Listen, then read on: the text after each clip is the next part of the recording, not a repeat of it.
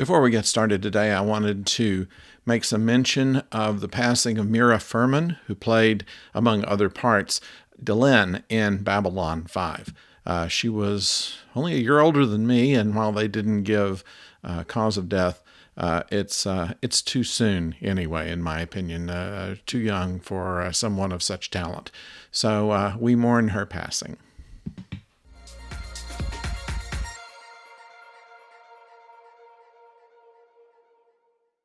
Hello out there in the oldest nerd, and I don't usually talk about comic book shows.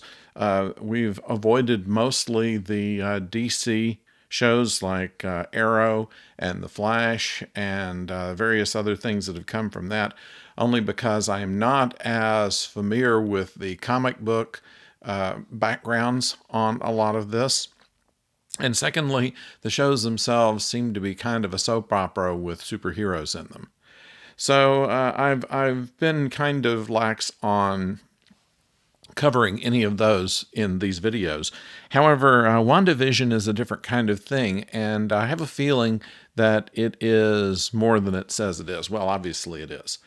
Certainly, it is not just a spoof on early 60s and early 70s situation comedies, although in the first 3 episodes it does tackle that. The first one looks kind of like it was peeled out of the book that made the Dick Van Dyke Show.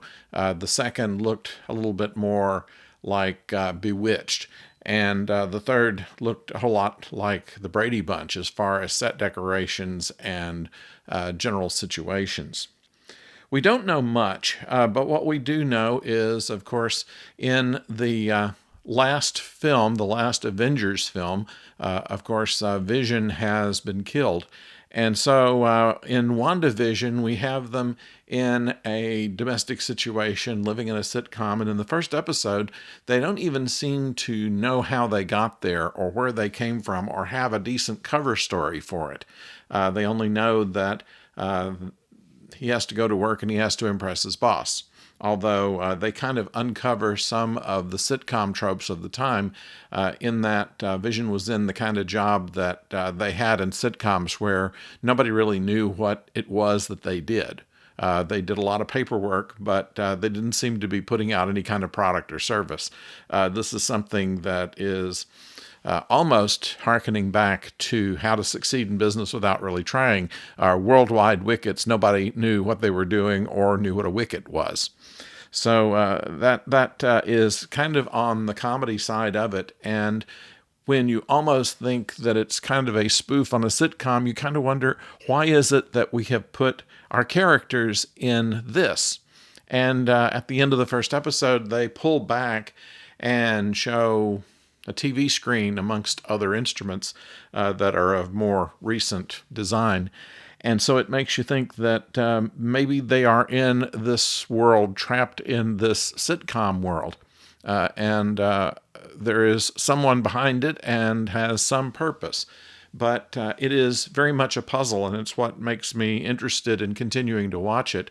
I've always watched sitcoms through my younger years, and while I'm not really crazy about them these days, there's some small amount of nostalgia to see what they're doing with it and how they're kind of turning the trope on its head.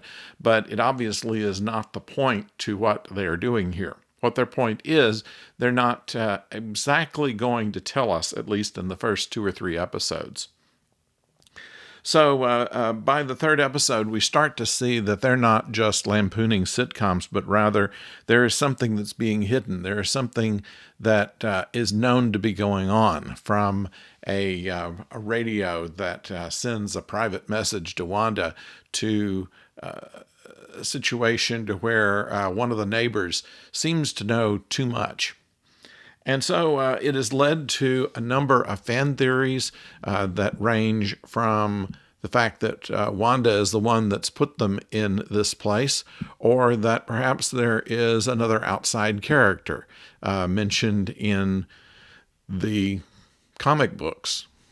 Someone like Mephisto, for instance, has been thought to be an invisible character here that may be pushing the plot along.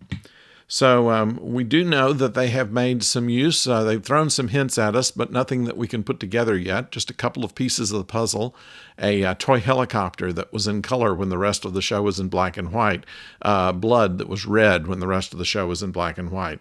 A revealing of who Vision is to one of the characters, and the whispering scenes of the neighbors. These are all things that tend to lead you to wonder just exactly where this is. You get a little piece of blue velvet, really, where you have the nice suburban neighborhood that underneath hides some intrigue, and we're yet to see what this is.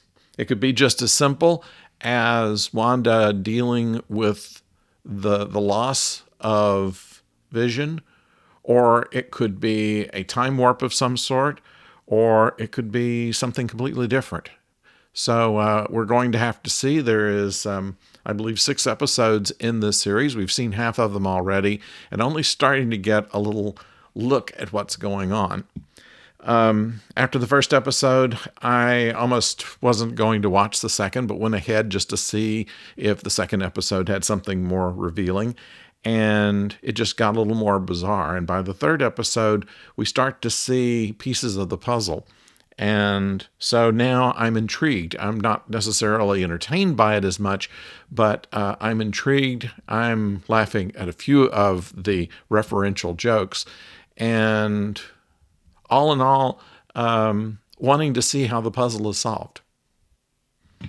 So that's my thought on WandaVision. It's on Disney Plus. I hope that if you have seen it, that you can have a theory that you can share with us in the comments. In the meantime, we talk about science fiction television and sometimes fantasy television, as it turns out this time. So please subscribe and ring the bell if you want to know when the next video is coming your way. But until that, don't go far.